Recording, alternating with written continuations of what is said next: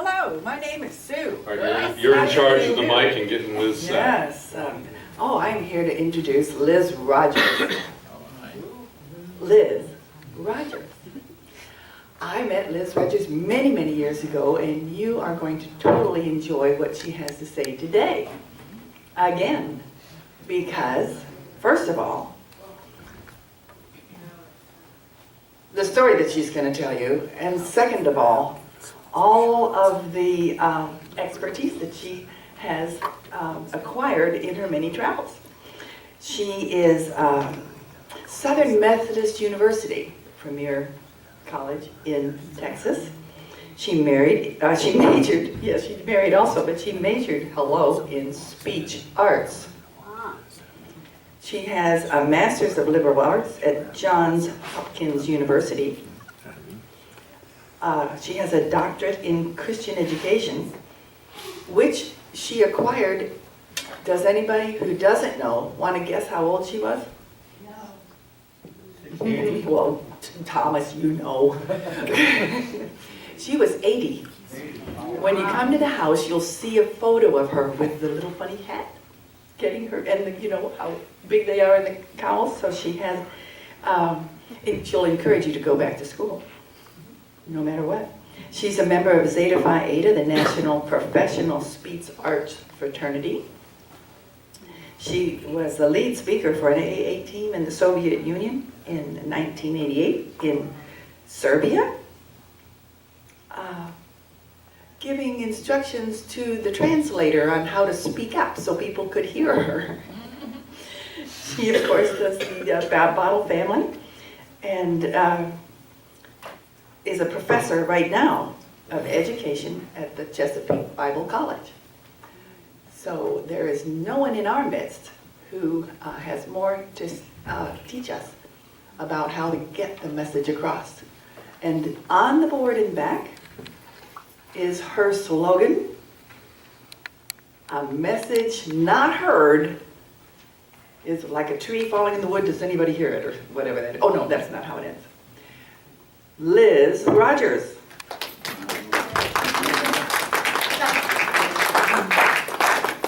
I can hold this. Well, we And to hold it? Yeah, or that, I can flip it on your, That would be good. if that works. This, if this should work. That's good. How's that? Can you hear me back there? Yes. A message not heard is no message at all. I can't roam around, can I? All right, but I better stay still. Stay in that blue box. You don't have to stay still. All right. Now, before I talk, I want to tell you this, that we are in a serious business here. We try to make it fun, we try to make it interesting, but our serious business is changing the lives of other people. Changing the lives of people who come to this retreat. They've paid money. They have traveled far in many places.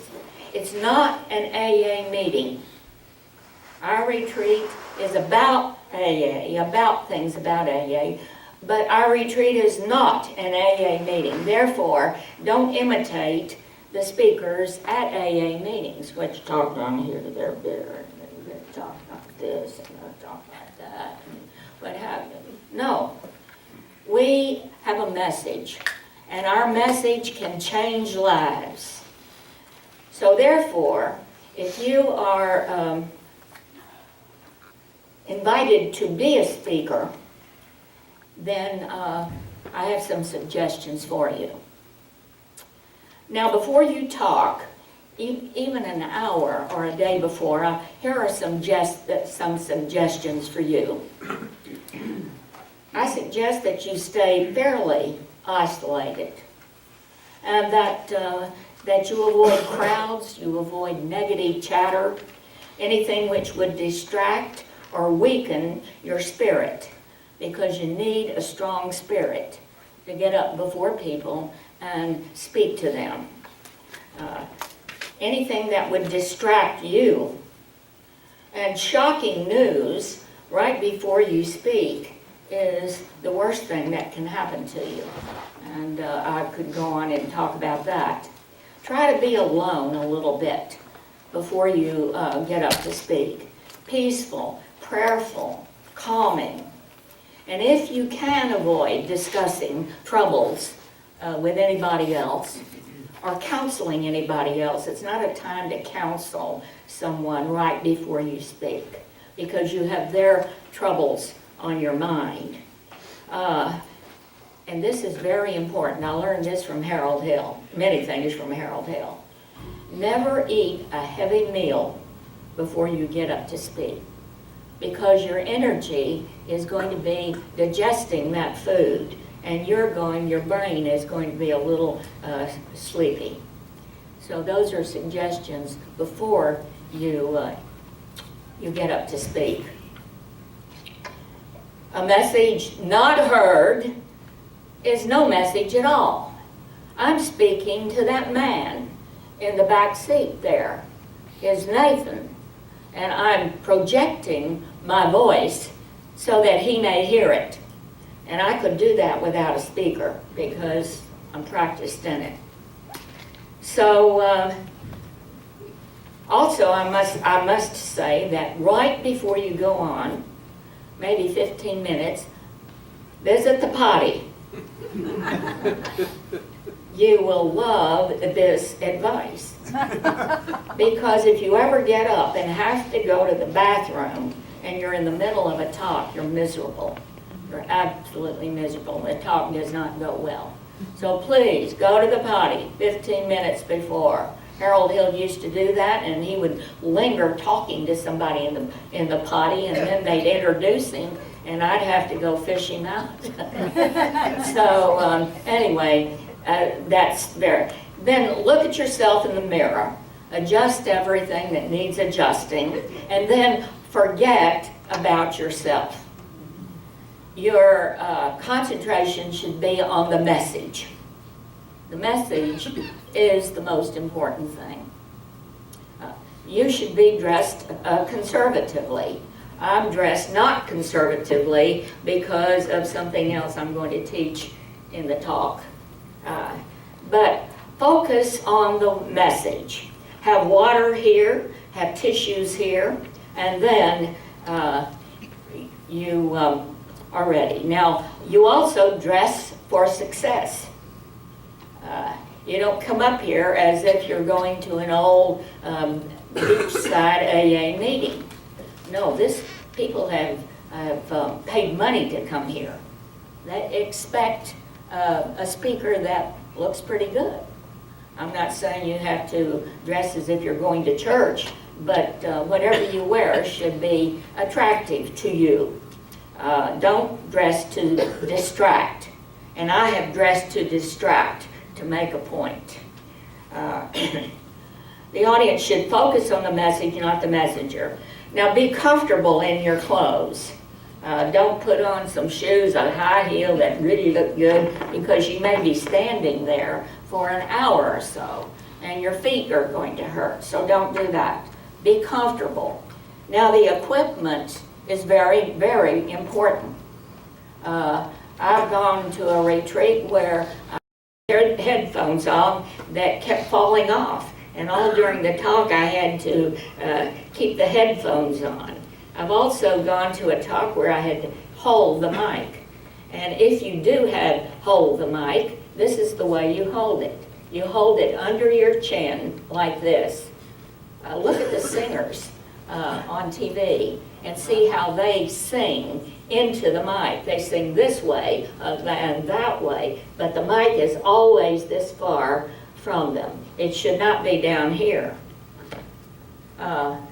Many people hold their microphone if they have to hold it, and it's tough to do that.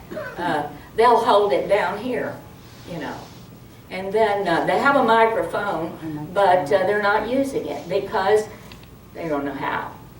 So that's why you're here, to instruct you on these very important things.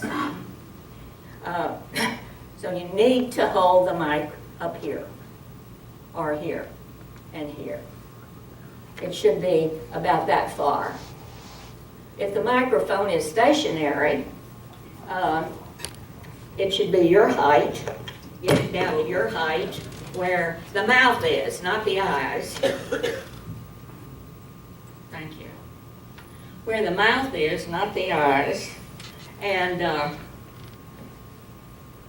this is an example of distracting talk. Test this equipment before you use it. Make sure it doesn't fall off. This is a before and after, right? Yeah, well, this is a good example. No, it is. Very good example. Now, if you're at a microphone, you should be up here and speak into it like this, not back here, because we got a good mic, but the mic may not be strong. In my church, mics are always going out. And so the pastor's up, and then he's down. He's up, and then he's supposed to do it like that. And you're standing there trying to hear what he says. You're not getting what he says because you're trying to hear. And that's not good. So up here, you stand this far from the mic, and you speak into the mic. The best equipment I ever had, Stephanie Barker gave me, and it was on our name tag, which was around our neck. And she had this little gadget connected to the, I guess it was lavalier type. That's the best I've ever had. I didn't have to worry about it at all. So you have to speak into the mic wherever it is. Now let's say you do not have a mic. Then you must talk to the man on the back row. How many people have I seen get up and talk to the people on the front row as if they're talking to a table across the table? This is a big room, and sound will go boop, boop, boop, boop, boop, and fall right on the first or second row. It's really good if you say to your audience, if you can't hear me, hold up your hand. And so people in the back would hold up their hand. And then you must project your voice to the back of the auditorium, however big it is, however large it is, you speak to the back row. So I won't go on with that. Now, if you're introducing the speaker, as Sue did, I want to talk to the introducer. Number one, don't wing it. If you can't prepare beforehand, let somebody else do the introduction. I like to give people some material to introduce me and not just wing it. The worst that I've ever seen in an introduction was somebody that got up and said, well, we've got a good speaker tonight. Her name is, what did you say your name was? I didn't know my name. That's true. All sorts of things have happened to me with people who introduce. Make the speaker look real. Tell about the qualifications and her accomplishments. People want to know if she's got any background at all to what they're telling you. So make her look good. Tell a quick story, maybe an anecdote. Do not tell your own story when introducing another person. Do not tell your own story. It's her spot or his spot. Get his name right. If it's, 4 or 5 name like Wolaninsky or something like that, get it right. Get the pronunciation right. Make certain that you do. Ask her beforehand. If she wants to be introduced by a nickname, do that. Do not gush. Do not cry. Be brief. I'll put that again. Do not gush. Do not cry. Be brief. Now, all of these instructions are not for people that get up at our Came to Believe that Dale does. They get up and speak from the heart, and they may cry and gush and what have you. That's okay.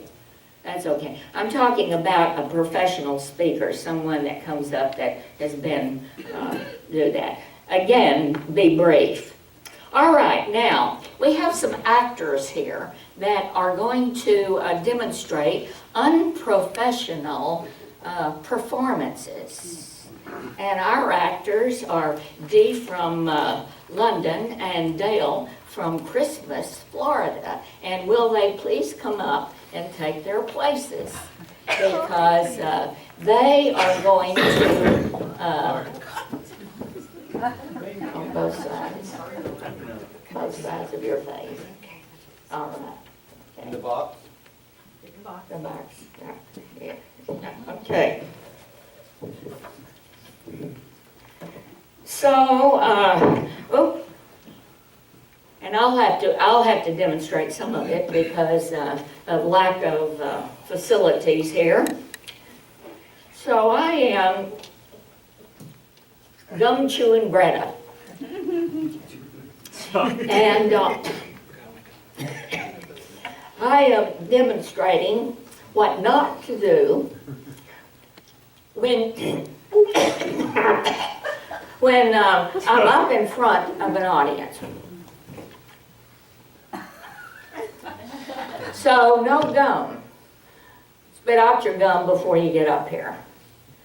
And so we're going to have reading Ron here, who reads his whole talk in a monotone. He never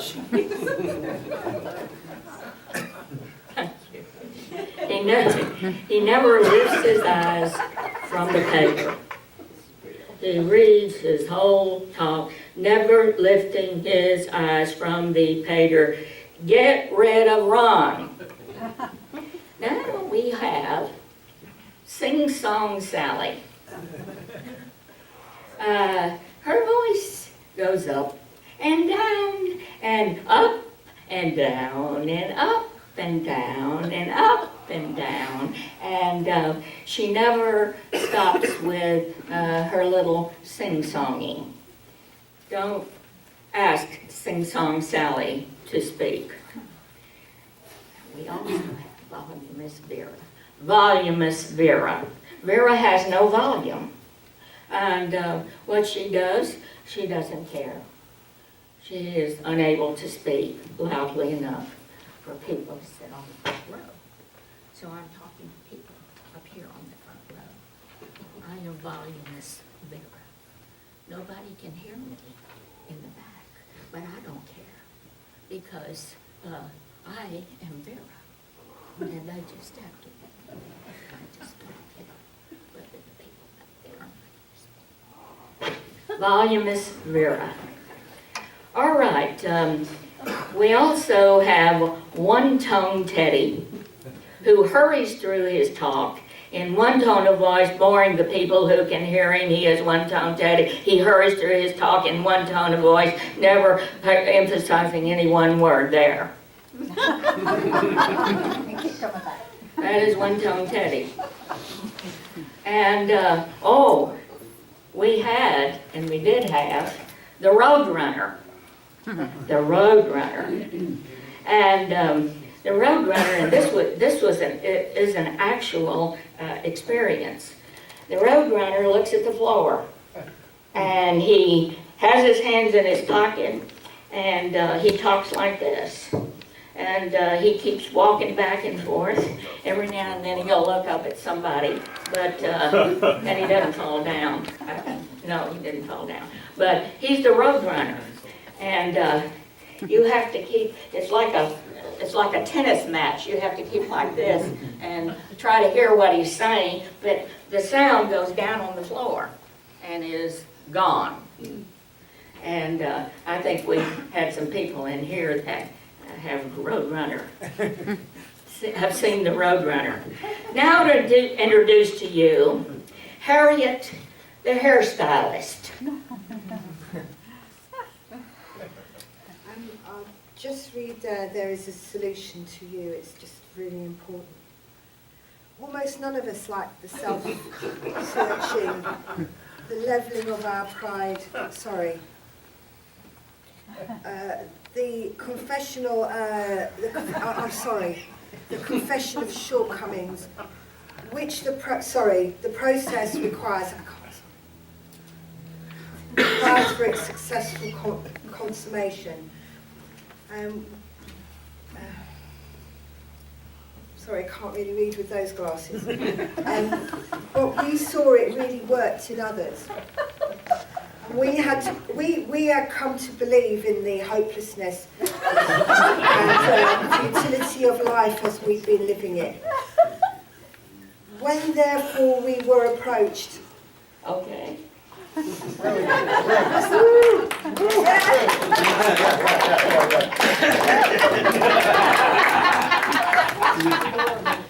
We saw here demonstrations of Harriet the hairstylist, Judy the jewelry twirler, and the glasses that is either on or off or down or up, and we played with those glasses. And I thank you, Miss Harriet the hairstylist. Give her a hand. All right. We now have, she was also a musician. She played with her glasses all the time. Just play, play, play. All right, do we have a banker? No? No banker. All right, let's just say that we've got a banker here, and that he has his hands in his pocket all the time, and he's rattling his change. He's rattling his change. He's trying to get... So you don't want to be up here, men, mostly men do this, and have your hands in your pockets. Oh, we've got the banker. All right, the banker is coming. Very clever. All right. Somebody gave me their key, that's weird.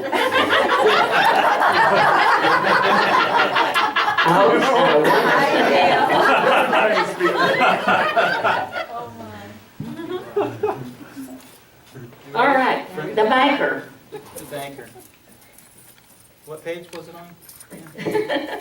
The great fact is this, Okay. and nothing less.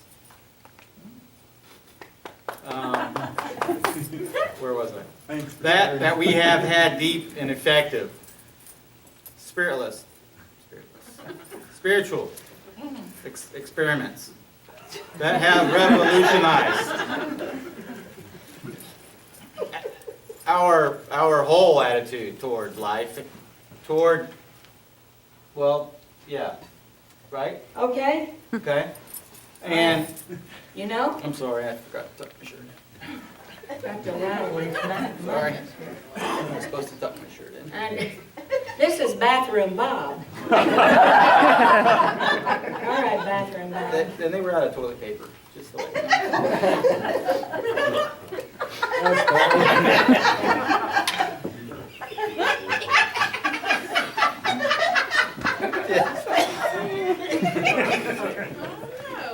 Towards our fellows in God's universe. The central fact today. Your back hurting, huh? Yeah. That's too bad. He's taking medicine for it. I don't know what kind of medicine. He went to the doctor. Go ahead. The central fact of our life today is the absolute certainty that our Creator has encountered our hearts in a way which is indeed miraculous. He's adjusting his clothes. And he's sweating. And he is playing with his glasses. And he's picking bugs off of his shirt. He has commenced to accomplish those things for us, which we could never do for ourselves. Yeah. Now, Is that both it? Harriet, for a minute, stay there. Both Harriet and Bathroom Bob, Dale, are reading the most important parts of your big book. There is a solution. They are giving life-changing instructions.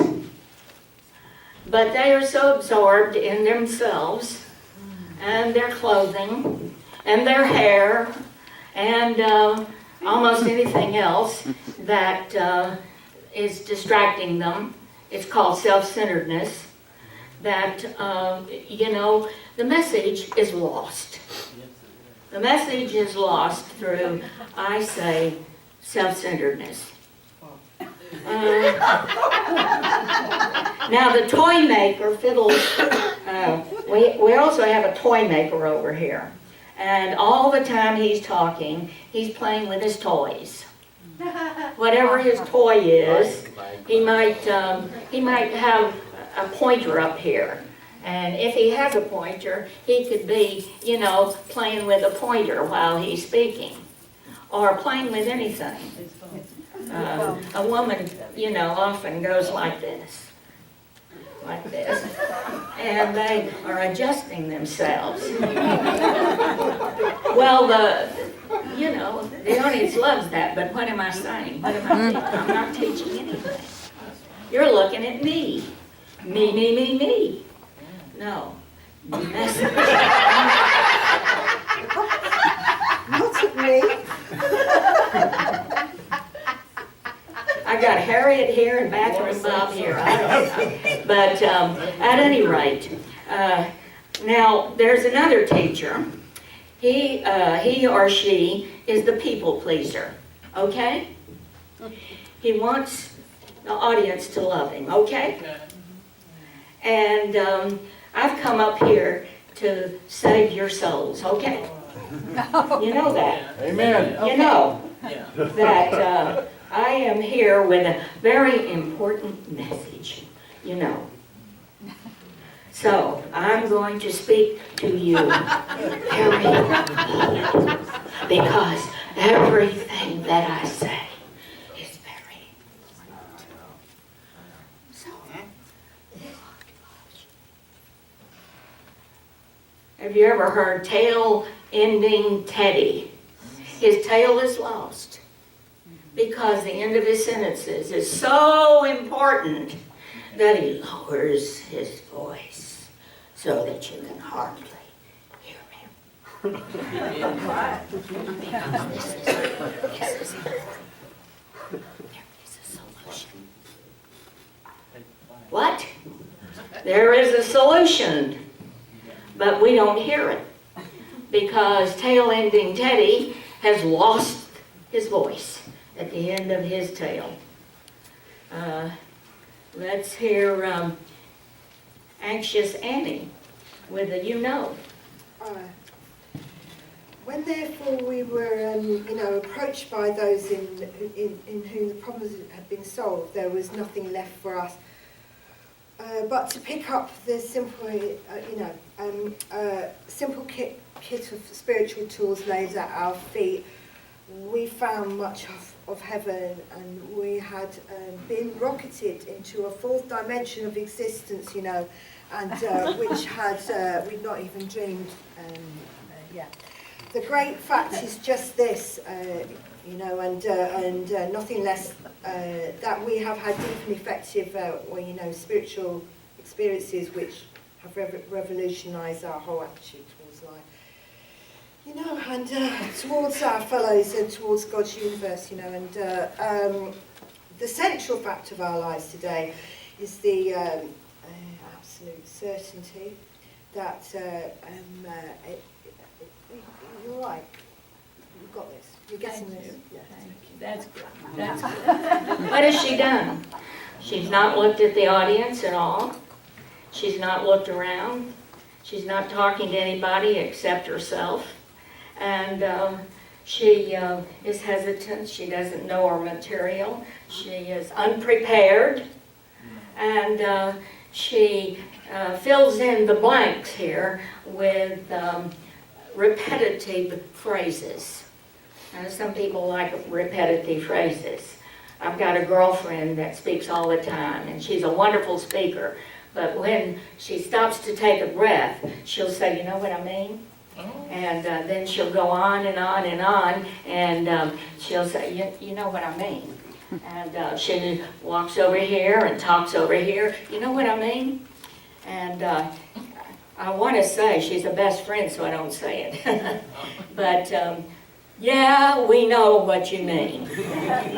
So if you have developed any of these little repetitive words or phrases when you're talking, try your best through practice to get rid of them. All right, I think we've already seen Bathroom Bob, but let's see him again. No Bathroom Bob. Clean out your ears. Now, we did see this in an introduction, did we not? Did we not? Jack, did not we see somebody Yes. introducing the Came to Believe retreat and did exactly what he did Exactly. while he was ready. He was cleaning his ears out. Way before Did my like, did like this and then looked at it. Oh, Jesus. Gross. I had to be Go back and put clean out. That is true. All right, thank you, Bathroom Bob. We have others. We have the Bib Whisperer, which sits down in the book all the time and is saying something very important. This is going to change your life. Oh, it's not going to change your life. Then we have the beggar. The beggar. And you'll see this in churches where they come up to you and, oh, I want to tell you this because this is so important. They're very religious and want you to understand that God loves you. And they're doing like this all the time. Or doing preacher things, you know, like this. And hallelujah! And no, we don't do the religious or the begging or the standing up and speaking like this. All religious. And we're not religious here. We are not religious. All right, the ventriloquist speaks like this as lips are barely moving. He tries to all the sounds in his mouth and doesn't move his mouth at all because it's too much trouble to move his mouth while he's talking. Therefore, he doesn't pronounce words very much and can't understand about 20% of what he's saying. You're not getting a message across like that. It's the message, not you. It's the message. And then there is the person that's glamorous, glamorous Gloria. I am glamorous Gloria. I have dressed for everybody to look at me. See my pants? Wow. See my red shirt? I'm very holy. I've got a cross on. And I play with it a lot. And I want you to know I'm a Christian and I go to church here. And so I play with my hair to be more glamorous and anything like that to show off me. And you don't get the message at all. It's all about this. She's got those crazy pants on. I'm dressed to distract instead of dressed to carry a message. So my whole point is to carry the message. All right, I want to thank Dale and Dee, and you may take your seats now. Give them a hand. I'm almost through. keep it. Tips to avoid. I don't care about kids. Here are tips to avoid. You're up here carrying a message. And you're up here carrying a message. Did you see what I did? Yeah. I mispronounced one word, but I immediately corrected it, and I did not do this. I'm up here to carry a sausage.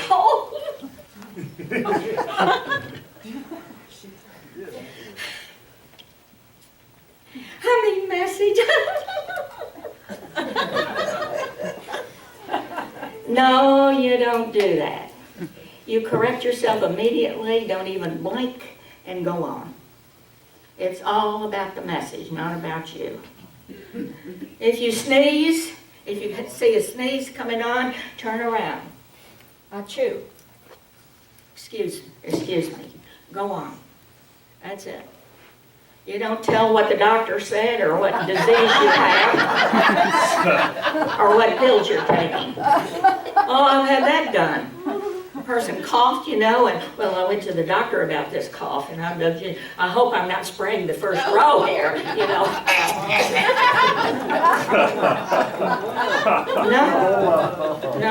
No. You cough, you're going to blow your nose like Matthew and Bob did. If you have to blow it, then turn around and turn back. Excuse me, that's it. All right. Dropped equipment, just like I've done. I've dropped this equipment. This is a good thing. What did I do? I picked it up and went on. I said very little about the equipment. If I drop a paper like this on the floor while I'm talking, you go over here, you pick it up, you put it back, and go on. You don't make eyes or make silly faces. You lose the audience's attention if you do that. And the message is a life-giving message. Over here you should have a sip of water. You can go over, take a sip of water, say nothing, and come back and continue the message. You don't have to say, I was thirsty, like that. Don't call attention to yourself. If you have to take one, say nothing. Don't apologize. If you drop something, pick it up. Say nothing. If you have to see, grab a tissue. I've already done that. If you make a mistake in your talk, immediately correct it and go on. Say nothing about it. Now, avoid saying, before I begin. Now, I did say before I begin, but I said it because that's what you don't do. You cannot pre-board. You cannot pre-board an airplane.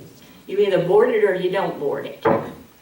But you don't say before I begin. Now, please avoid admitting that you'd like to be somewhere else. But you came up here. And aren't you grateful that I came up here? Because Sue called me and she asked me, would you do this talk? And I said, oh, I don't know. I really don't want to go down there, but I'll go down there. And so here I am. I really don't want to be up here, but I'm talking to you. Sit down, Liz. We don't want to hear you if you don't want to be up here. This is somebody to talk. Or else you come up here and you go into a long harangue about who called you to ask you to do it and what she said and what I said, etc., etc. That has nothing to do with the talk. Begin the message. Yeah. All right. Avoid admitting that you're unprepared. Avoid admitting it. Now, if you are unprepared, just don't say so. You go up there and you wing it. You wing it. But don't come up and say, well, I didn't prepare anything today. What an insult. Why are you speaking if you're not prepared? Why have you wasted my time and money? I traveled a long distance to come here, to hear somebody come up here and say, I don't want to be here, I'm unprepared. No. Now, avoid phony emotionalism. I used to listen to some guy, not at Came to Believe retreats, but he always liked somewhere in his talk to cry. Yeah. And that does get the audience's attention Yes. because they're telling a sad story. about when Cousin Joe died.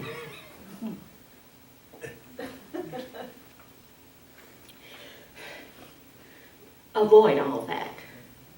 Avoid grieving at the podium, please. Avoid grieving. Avoid crying. Avoid sobbing. I've seen all this. Avoid gushing. This is an awesome place to be. And everything's awesome. That's awesome, Audrey. Things are, a sunset may be awesome. But my lunch, my breakfast was good. It wasn't awesome. Enthusiasm is good. Fake emotions are immature. So I want you to be real. We're real here. Yeah. We get up here and this is Liz. This is who I am. I'll be that way when I eat lunch with you. I haven't put on a phony baloney attitude. I don't wear a mask. I don't wear a mask. So avoid bragging. I could come up here and say, you know, I've given this same speech for 30 years. So I'm important. Therefore, and I'm an old timer. I've given one old Willie for 30 some odd years up here. So you are very, privileged to hear me talk because I know everything. You avoid saying that you've given this speech. You don't want to be a jaded old-timer. You don't want to be famous Fred. You don't want to be know-it-all Nancy. You don't want to be sophisticated Susie. Be fresh, be enthusiastic for your first-time audience. Yeah, there are old-timers in the room. Yeah, there are team members in the room. But there are newcomers in the room that need a life-changing message. And you are to deliver them as expertly as you can. All right, I want to talk now about making eye contact. Eye contact is very important, especially when it's a one-on-one deal. And I can be talking to you, and you are talking back, and we have a conversation back and forth, but I never look at you because I'm more important than you are. And I can look around and just talk to you out of the side of my mouth to let you know that I am very important. No, you don't do that. It's extremely rude. Extremely rude. So during the talk, however, I'm up here. I've looked all the way over from here to Sue, to that, to Nathan in the back, to Thomas, to over here, back Mike back there, Kim over here, and April over here. So I've given all of you. Now where I have not looked is at the clock on the wall back there. Let's say there is a clock on the wall back there. And I'm looking at the clock. Well, everybody sees me looking at the clock, so they turn around and look at the clock. And I don't want them turning around to look at the clock. And maybe I'm gazing out the window, and I'm talking to you a life-changing message and watching that car out the window. Well, everybody is going, I wonder what she's saying out the window, so they turn around, look out the window. So be careful where you look when you're talking. You make eye contact at the end of a thought with somebody. Preferably somebody here on the front row. You can make eye contact at the end of a sentence. I'm making eye contact with Darling. I'm making eye contact with Robin to make an emphasis that this is a personal message. Look at the audience, as I've said, not everywhere else. If you look out the window, the ceiling, or the wall, the audience will follow your gaze. Now look at more than one spot. I've had somebody come up to carry a message. He was carrying it very well, but he carried it to this side of the room. And he spoke to all these people on the front 2 rows. And he just kept speaking to the front 2 rows. He ignored all these people over here and all the people back there, but he spoke to the front 2 rows. He has his friends up here. And so he's talking to his friends. And I don't care about you. You can, just listen if you want. So I'm almost through. Look at more than one stop. Cover the room. Do not stare straight ahead and talk your duck talk just straight ahead, ba ba ba ba ba ba ba ba ba, and never look at anyone. If you are nervous, and most people are, look at the people's noses. Look at their noses, and try to stay on message. Now, there are no perfect people. And I'm not either. No perfect speakers. Everyone makes mistakes. But when you have prepared your talk, and it should be prepared, practice it in front of a full-length mirror, if you can. Then relax and enjoy your own talk. Enjoy your own show. Thank you.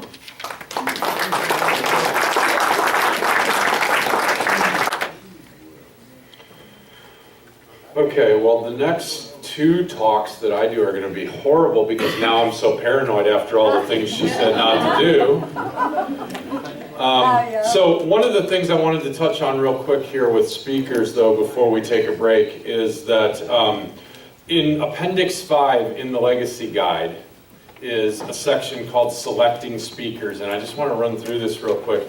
It says, choose speakers who believe, as Clarence did, that we do steps 1 through 9 to get our old life behind us and live on steps 10, 11, and 12 as maintenance and construction.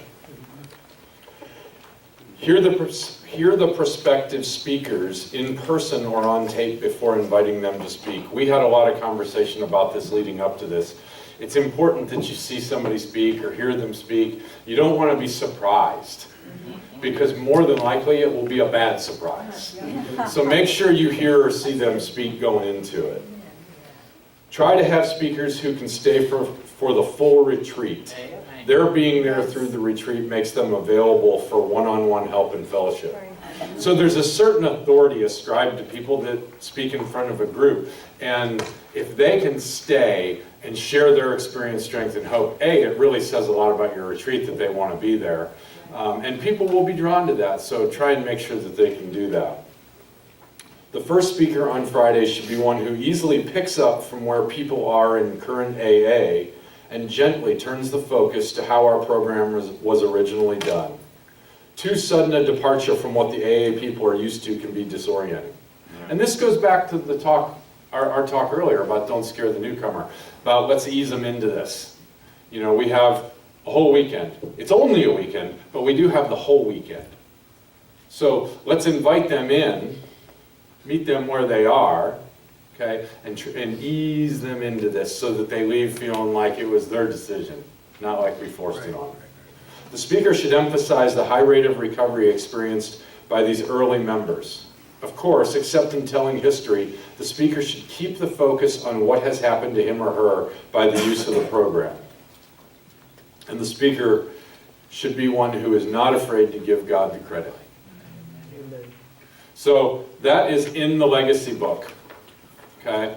And if you haven't read through the entire thing, which I gotta say I was guilty of after the first couple of retreats, go through all of it. There's fantastic material at the beginning and at the end. Am I missing anything about picking a speaker or anything that we talked about, guys? No? Okay, so here's what we're going to do. It's 10 o'clock, 5 of 10. We are going to take a 15-minute break, and then we're going to come back and pick up our next session.